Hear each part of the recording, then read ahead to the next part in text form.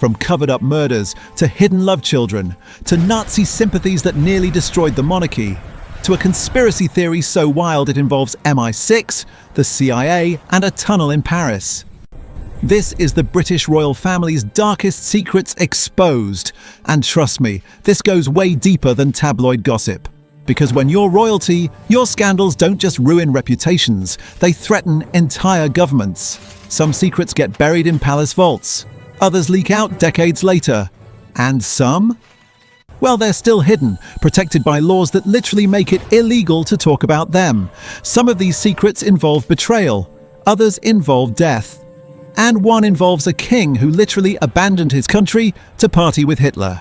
So grab your tinfoil hat, lock your doors, and let's dive into royal secrets. From medieval murders to modern cover-ups that would make conspiracy theorists blush.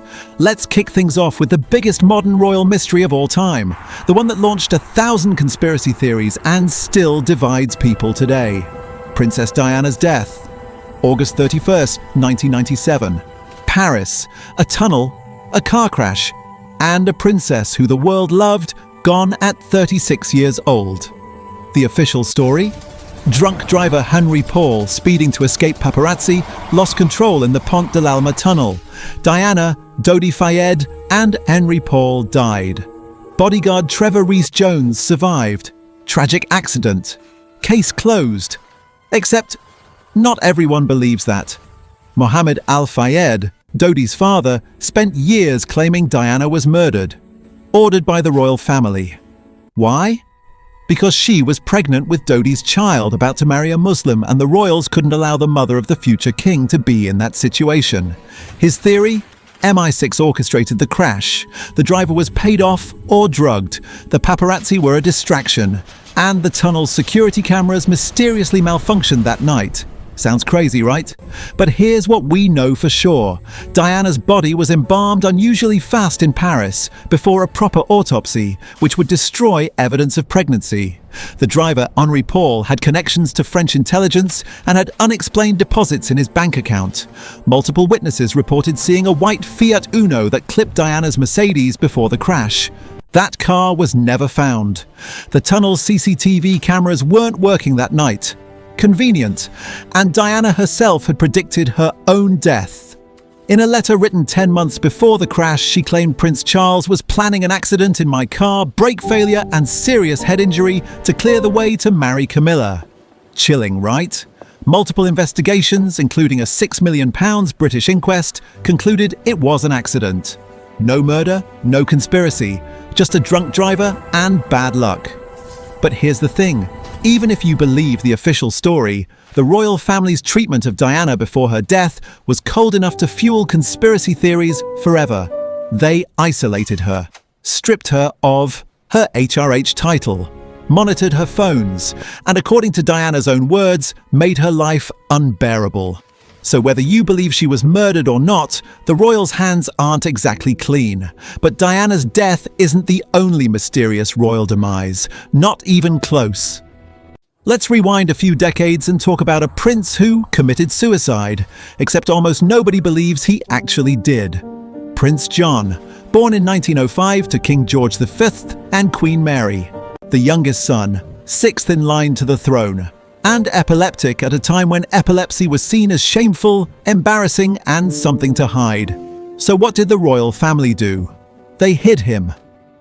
At age 11, John was moved to a farm on the Sandringham estate, away from public view. He lived in isolation with a nanny, rarely seeing his own family. His existence was barely acknowledged.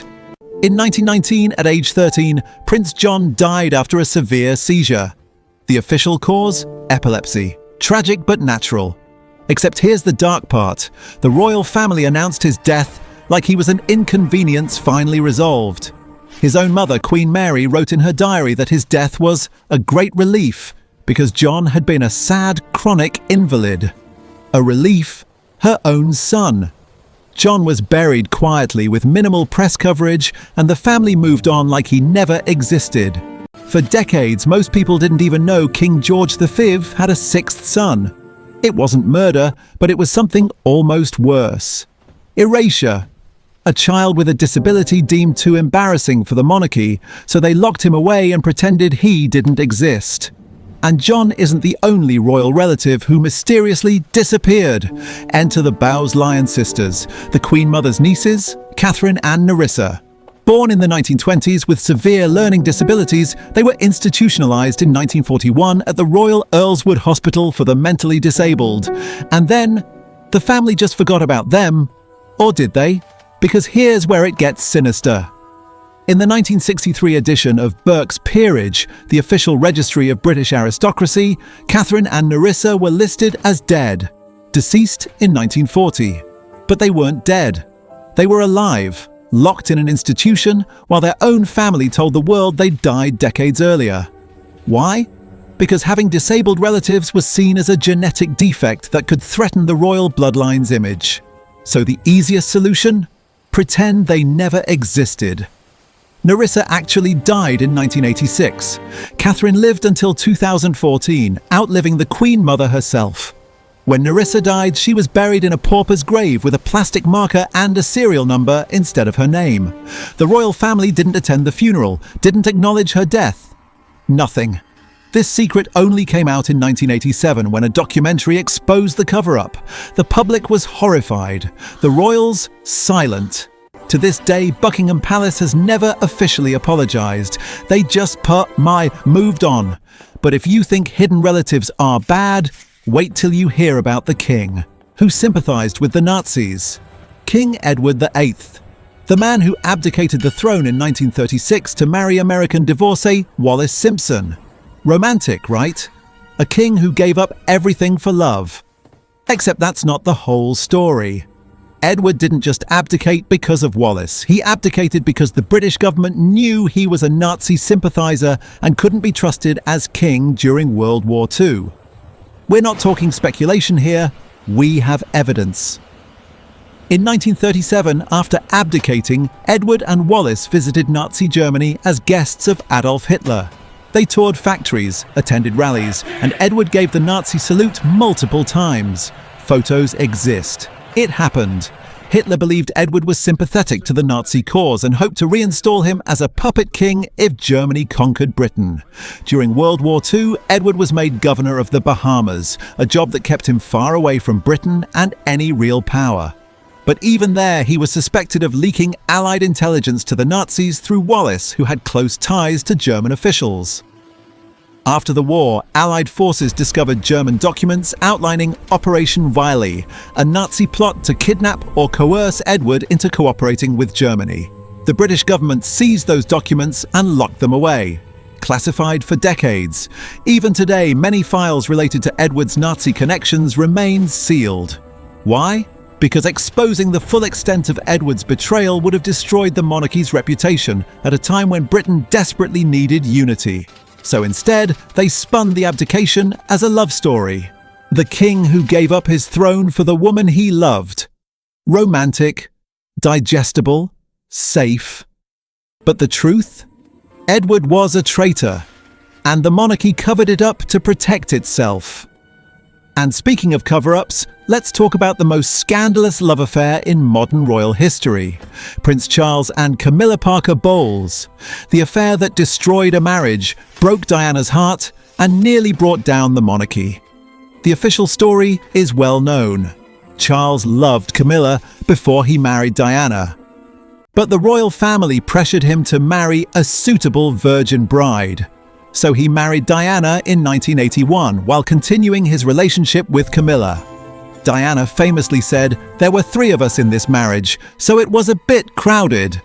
Charles and Camilla's affair continued throughout his marriage. Phone calls, secret meetings, love letters, and the public knew, everyone knew. In 1993, a phone call between Charles and Camilla was leaked, the infamous Tampongate scandal, where Charles told Camilla he wanted to live inside her trousers and be reincarnated as her tampon. Yes, really, the future King of England said that. On a recorded phone line. The monarchy was humiliated, Charles's reputation was destroyed, and Diana became the sympathetic victim. But here's the darker secret. The royal family knew about the affair the entire time and did nothing. They prioritized the institution over Diana's well-being, her mental health, and her happiness. They forced her to stay in a loveless marriage for appearances. They gaslit her when she complained. They labeled her unstable and hysterical when she spoke out. And when Diana fought back, giving bombshell interviews, exposing the dysfunction, they isolated her even more. Charles and Camilla eventually married in 2005, and the palace spent years rehabilitating Camilla's image. She's now queen consort, and most of the public has moved on. But the secret isn't the affair itself. It's that the institution knowingly sacrificed Diana to protect Charles. They chose the heir over the woman who threatened to expose them. Now let's talk about a secret so explosive it was literally illegal to discuss for decades. Royal bastards, illegitimate children, hidden heirs. For centuries, kings had mistresses and illegitimate children. It was expected, acknowledged, even celebrated.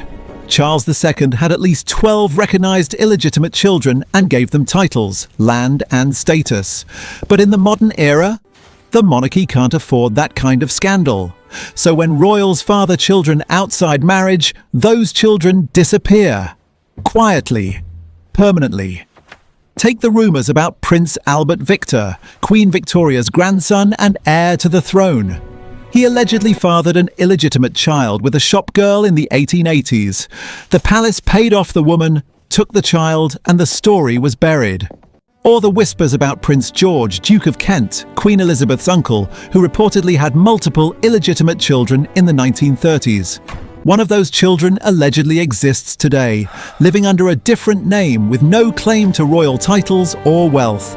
Then there's the most persistent modern rumor that Prince Harry isn't actually Prince Charles's son, but the biological child of James Hewitt, Diana's former lover.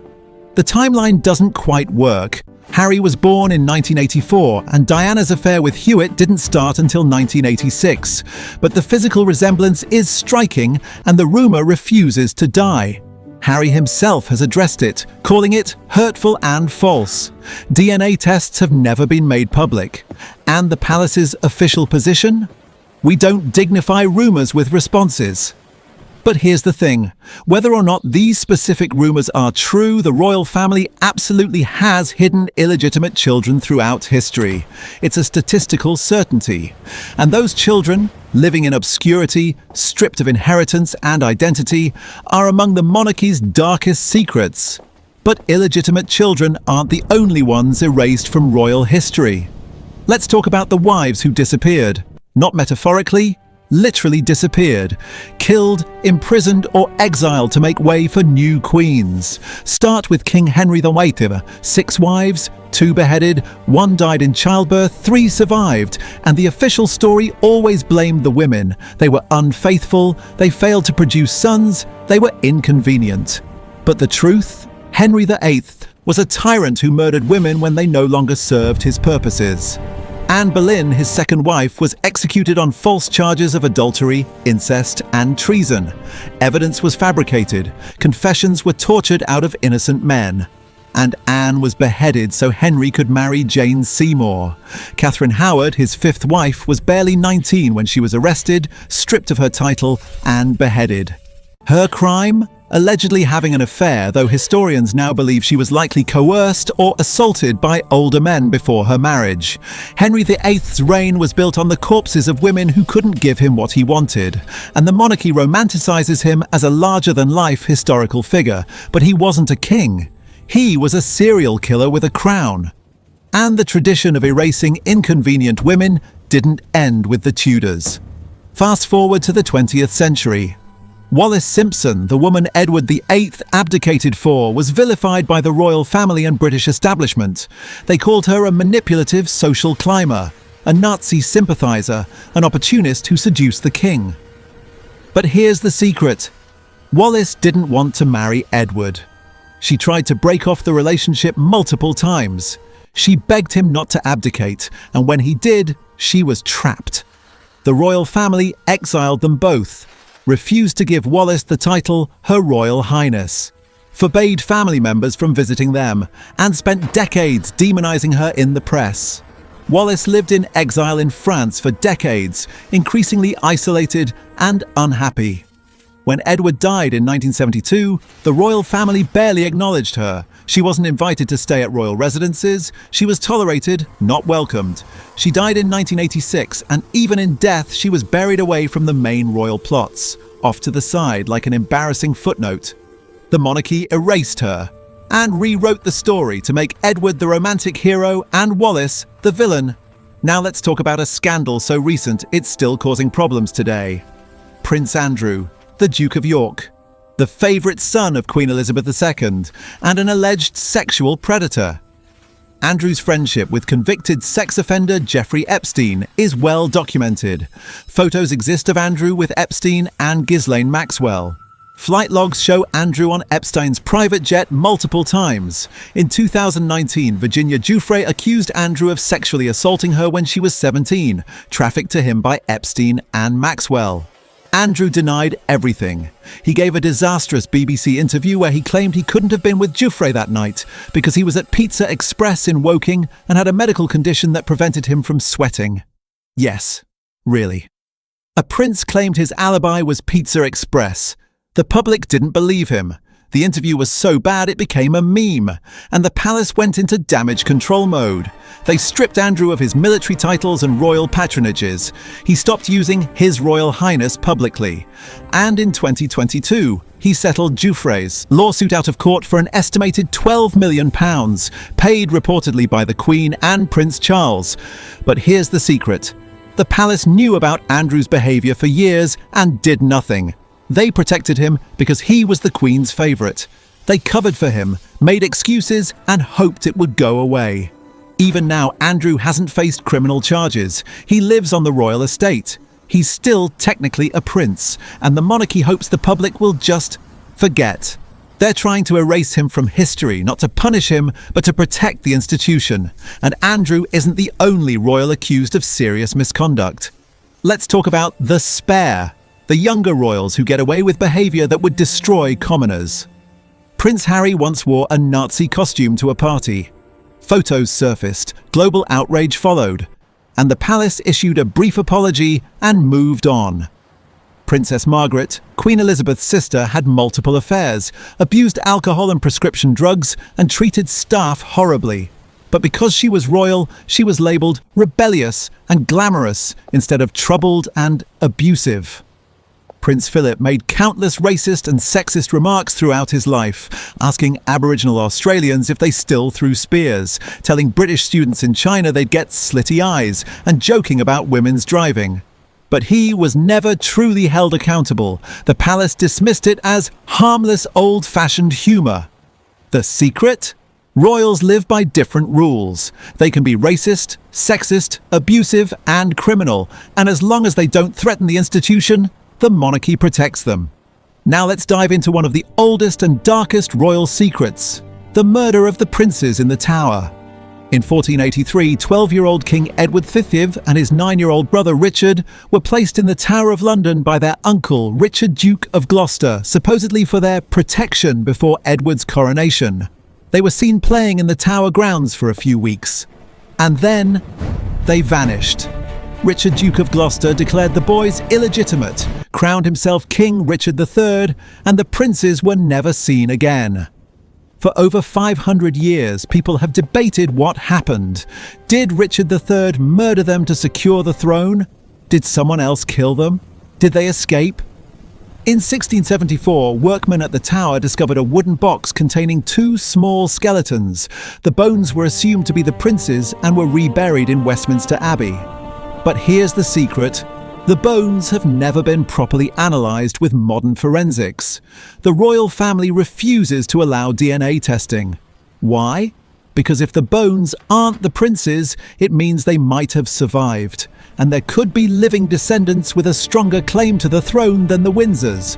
Or worse, if they are the princes, DNA testing might prove Richard III murdered them, confirming one of history's darkest royal crimes. So the monarchy keeps the mystery alive, because sometimes not knowing is safer than the truth. Speaking of hidden truths, let's talk about the secret documents that could bring down the monarchy. The Royal Archives at Windsor Castle contain centuries of letters, diaries, and documents. Some are open to historians, others are sealed, and some are classified indefinitely under laws that make it illegal to even request access. What's in those files? We know some of it. Letters between Edward VIII and Nazi officials. Correspondence about Prince John's condition. Documents related to royal finances and offshore accounts. But what else? Rumour has it there are files on secret meetings between royals and foreign governments during wartime payoffs to silence scandals, evidence of royal involvement in colonial atrocities, letters proving Queen Victoria knew about British war crimes in India and Africa, documents showing the monarchy's role in covering up abuse by aristocrats and clergy. In 2023, investigative journalists discovered that the royal family lobbied the government to create legal exemptions, allowing them to hide documents related to their private wealth and influence. They literally changed laws to keep secrets buried. Why? Because transparency would expose how much power the monarchy still wields behind the scenes, and how much of British history is built on lies, cover-ups, and crimes the palace doesn't want you to know about. But perhaps the darkest secret isn't about individual royals at all. It's about the institution itself. The British monarchy built its wealth and power on colonialism, slavery, and exploitation. For centuries, the Crown profited from the suffering of millions. British monarchs endorsed the transatlantic slave trade. They granted charters to slave trading companies. They collected taxes on enslaved people imported to British colonies. Queen Elizabeth VIII invested in John Hawkins's slave trading voyages. King Charles VII chartered the Royal African Company, which transported over 150,000 enslaved Africans across the Atlantic. The monarchy directly profited from slavery. And that wealth, passed down through generations, is part of what makes the royal family rich today. But here's the secret the palace doesn't want to talk about. They've never fully apologised, never paid reparations, and never truly reckoned with their role in one of history's greatest atrocities. When asked about slavery, the palace gives vague statements about regrettable chapters in history. They acknowledge it happened, but they don't take responsibility. The same goes for British colonial atrocities, massacres in India, concentration camps in Kenya, famines in Ireland and Bengal caused by British policies.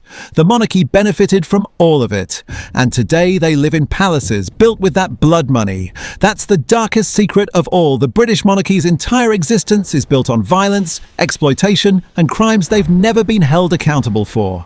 So let's bring it all together. From Princess Diana's death to Nazi sympathies, from hidden children to murdered wives, from covered-up abuse to colonial atrocities, the British royal family's darkest secrets reveal an institution willing to do anything to protect itself. They've hidden relatives, erased women, covered up crimes, and rewritten history. They've lobbied governments, manipulated the press, and used their power to silence anyone who threatens them. Some secrets are confirmed, others are rumours, and some are locked away in archives we'll never access.